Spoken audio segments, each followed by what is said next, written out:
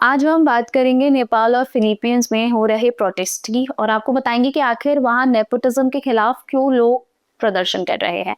नमस्कार, मैं नैना सिंह और आप देख रहे हैं भारत लोक। अगर आपने अब तक हमारे चैनल को सब्सक्राइब नहीं किया है तो अभी जाए और चैनल को सब्सक्राइब करें।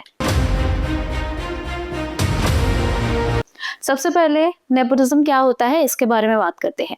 नेपोटिज्म का मतलब होता है जब किसी को उनकी क्वालिफिकेशन के बजाय उनके रिश्तेदारी, कनेक्शंस या फिर फैमिली बैकग्राउंड की वजह से फायदा मिलता है। ये पॉलिटिक्स, एंटरटेनमेंट, गवर्नमेंट जॉब्स या बिजनेस हर जगह हो सकता है। जो लोग पावरफुल फैमिली से बिलोंग करते हैं उन्हें नेपो किड्स कहा जाता है। नेपाल और फिलीपींस में अब ये इशू इतना ज्यादा हाईलाइट हो रहा है कि लोग ओपनली स्ट्रीट्स पर और सोशल मीडिया पर आवाज उठा रहे हैं। फिलीपींस की सिचुएशन की बात करें तो जुलाई 2025 में फिलीपींस में हेवी रेन्स और फ्लड्स आए थे। मानीला और सराउंडिंग्स एरियाज ऑलमोस्ट डूब गए थे। इससे थाउजेंड्स ऑफ लोग इफेक्ट हुए, घर डूब गए और 15 लाख से ज्यादा लोगों को अपनी जगह छोड़नी पड़ी। तब लोगों ने वहां की गवर्नमेंट को क्रिटिसाइज किया कि फ्लड कंट्रोल प्रोजेक्ट्स जो करोड़ों करोड़ों रुपए में क्लेम किए गए थे वो अधूरे हैं और बोला कि वहां कोई भी काम नहीं हो रहा है। ब्रिजेस और डैम्स पेपर पर तो है लेकिन रियल लाइफ में बनवाए नहीं गए हैं। वही दूसरी ओर जब डिजास्टर का टाइम ऑर्डिनरी लोग बेसिक नीड्स के लिए स्ट्रगल कर रहे थे, लेकिन वही दूसरी ओर पॉलिटिशियंस के बच्चे लग्जरी लाइफस्टाइल सोशल मीडिया पर दिखा रहे थे।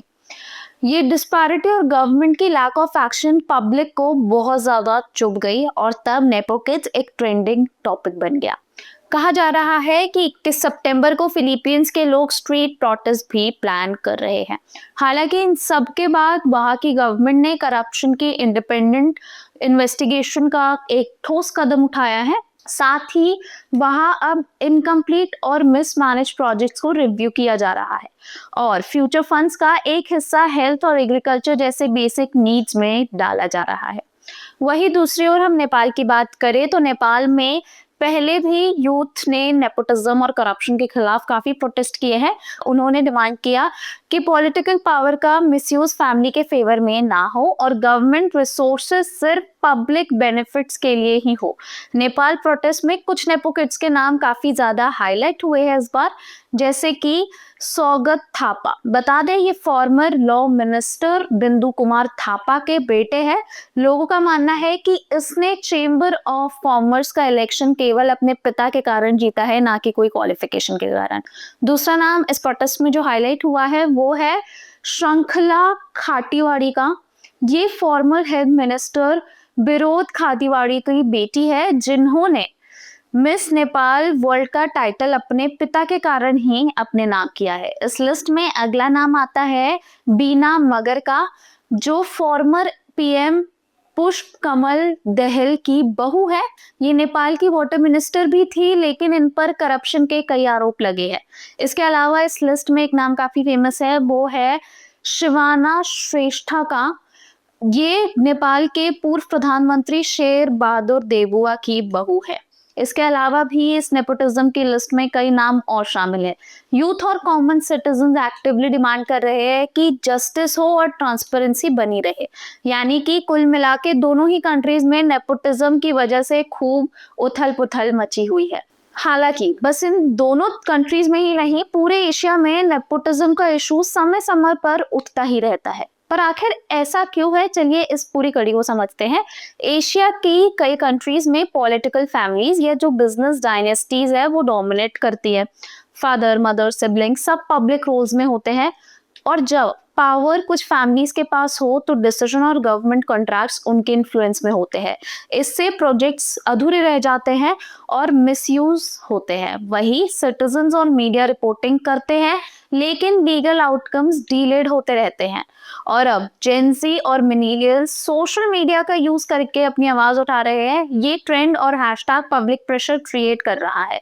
वही वेस्टर्न कंट्रीज की बात करें तो वहां भी नेपोटिज्म है। हम ऐसा नहीं बोलेंगे कि वहां नेपोटिज्म नहीं है, वहां भी नेपोटिज्म है लेकिन वहां के लीगल फ्रेमवर्क्स और मीडिया स्क्रूनिटी काफी ज्यादा अलग है। यूएसए में फेडरल एंटी नेपोटिज्म लॉ है। प्रेसिडेंट अपने इमीडिएट फैमिली को गवर्नमेंट पोजीशन नहीं दे सकते। हॉलीवुड और यूरोप में नेपोटिज्म कॉमन है लेकिन वहां भी पब्लिक और मीडिया ऑलरेडी उन्हें क्रिटिसाइज करती रहती है, तो इतना ज़्यादा नहीं है।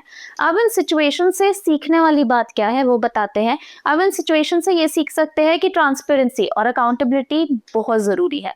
गवर्नमेंट प्रोजेक्ट्स के लिए वही फंड्स और डिसीजन मेकिंग पब्लिक के लिए बहुत इम्पोर्टेंट महत्व रखते हैं, और ट्रैकेबल होने चाहिए सारे डिसीजन मेकिंग की, पब्लिक की नज़र में वो ट्रैक होते रहे। उसके अलावा एंटी नेपोटिज्म लॉज और पॉलिसीज इन्फोर्स होनी चाहिए, और वही ये भी मानना होगा कि मीडिया और सिविल सोसाइटी का रोल क्रूशियल होता है पब्लिक को एम्पावर करने के लिए।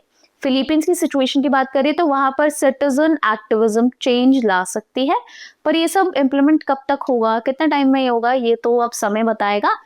नेपोटिज्म सिर्फ एशिया का इशू नहीं है, लेकिन वहाँ फैमिली पावर है और रिसोर्सेज सेंट्रलाइजेशन ज़्यादा है, इसलिए यूथ और सोशल मीडिया प्रेशर से चेंज ला सकती है। वही फिलीपींस का एग्जाम्पल हमें ये दिखाता है कि डिजास्टर के टाइम भी लोग सिर्फ कंप्लेन नहीं करते, बल्कि एक्शन का डिमांड करते हैं। आपकी इस पर क्या राय है? हमें अपने थॉट्स कमेंट सेक्शन में बताएं, वीडियो को लाइक करें और चैनल को सब्सक्राइब करना बिल्कुल ना भूलें।